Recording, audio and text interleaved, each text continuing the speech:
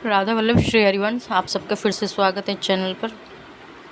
जैसे कि सभी जानते हैं, कार्तिक मास चल रहा है। कार्तिक मास अपने आप में सब महीनों में सबसे पुण्यमय और सबसे बड़ा महीना, जो भगवान को अति प्रिय है। इसमें हम छोटी से छोटी क्रिया और बड़ी से बढ़िया जो भी भगवान के प्रति जो भी भक्ति भाव करते हैं, उसका हमें लाख गुना अधिक फल मिलता है और महीनों के अधिक के अकॉर्डिंग।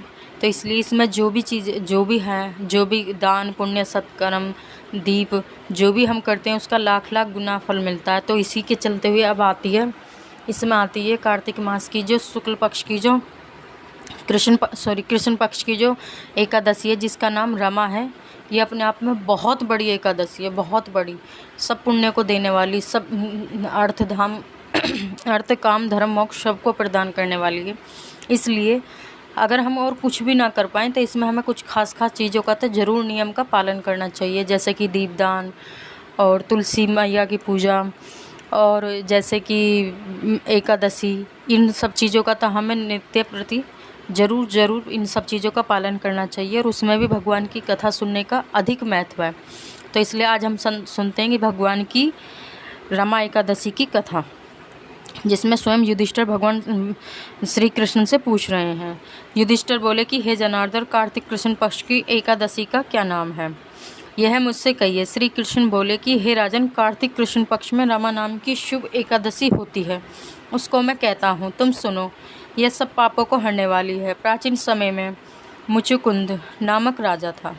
हे राजन, वह राजा विष्णु का भक्त और सत्यवादी था। धर्म से पालन करते हुए उसका निष्कंटक राज्य हो गया। उसके घर में बेटी थी, उसका नाम चंद्रभागा था। उसका चंद्रसेन के बेटे शोभन के साथ विवाह हो गया। हे नृप, वह शोभन कभी अपने ससुर के घर पर आया। उसी दिन पवित्र एकादशी का व्रत आया। व्रत का दिन आने पर चंद्रभागा विचार करने लगी कि हे ईश्वर, क्या होगा, मेरा पति तो बहुत निर्बल है, वह क्षुधा को सहन नहीं कर सकता, और मेरे पिता का शासन बहुत कठिन है। दशमी को डोडी पिटवा देते हैं कि एकादशी के दिन भोजन नहीं करना चाहिए। डुमडुमी का शब्द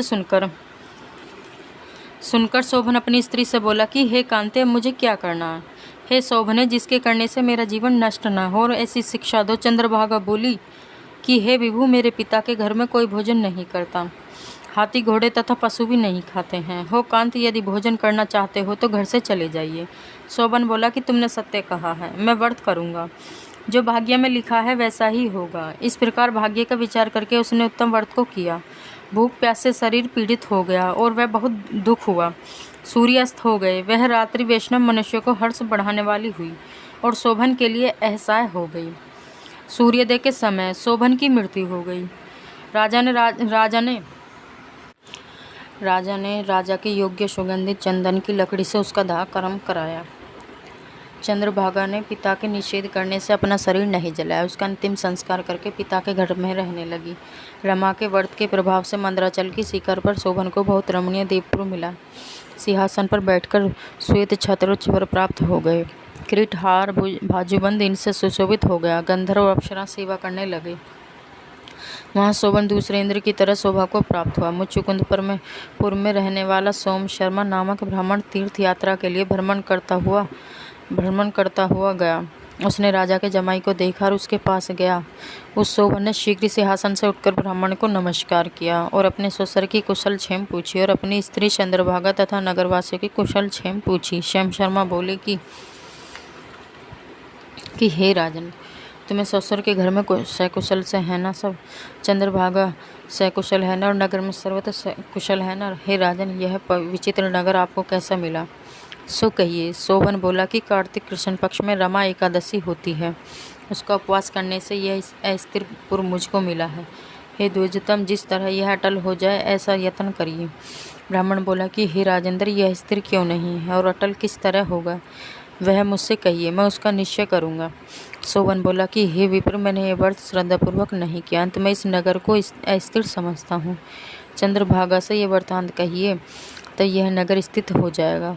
यह बात सुनकर उस श्रेष्ठ ब्राह्मण का वचन सुनकर चंद्रभागा आश्चर्य से प्रफुल्लित हो गए। ब्राह्मण से बोले कि जो तुम कह रहे हो ये वृत्तांत प्रत्यक्ष है। सोम शर्मा बोला कि हे पुत्री, तुम्हारे पति को मैंने आंखों से देखा और देवताओं के समान उसका प्रकाशवान पुर भी देखा है। उसने उसने उसको अस्थिर बताया है। उसके अटल होने का उपाय करो। चंद्रभागा बोली कि विप्र ऋषि, उसको पति के दर्शन की अभिलाषा है, अंत मुझको वहाँ ले चलिए। हे द्विज, अपने व्रत के पुण्य से मैं उस नगर को अटल कर दूंगी। जिस प्रकार हम दोनों का मिलाप हो जाए ऐसा उपाय करिए। बिछड़े हुए का मिलाप कराने से बड़ा पुण्य होता है। यह सुनकर सोम शर्मा उसके साथ चला गया। मंदराचल के पर्वत के समीप वामदेव के आश्रम में शर्मा गए। वामदेव ने उसका कहा हुआ सब वृतांत सुना। उज्ज्वल चंद्रभागा का वेद मंत्र से अभिषेक किया। ऋषि के मंत्रों के प्रभाव से और एकादशी के व्रत के प्रभाव से चंद्रभागा का दिव्य शरीर हो गया और वह दिव्य गति को प्राप्त हुई। प्रसन्नता से प्रफुल्लित नेत्र किए हुए अपने पति के पास पहुंच गई। शोभन भी अपनी आई हुई स्त्री को देखकर बहुत प्रसन्न हुआ और उसे बुलाकर अपनी बाईं तरफ बैठा लिया।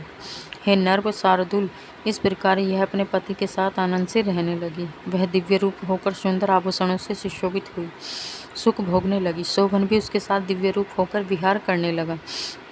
जो उत्तम इस मनुष्य व्रत को करते हैं और दोनों पक्षों की एकादशी का व्रत करते हैं, निश्चिंत उनके ब्रह्म हत्या आदि पाप नाश हो जाते हैं को प्राप्त होते हैं। जैसी एकादशी शुक्ल पक्ष की है वैसी कृष्ण पक्ष की भी है। जो मनुष्य एकादशी के व्रत को महात्म्य सुनाता है वह विष्णु लोक में आनंद करता है। तो इसलिए इतनी बड़ी महिमा इस रमा एकादशी की है। तो इसका जितना हो सके हमें पालन करना चाहिए, क्योंकि हमारा सनातन धर्म में बहुत सुंदर और बहुत पावनमयी है।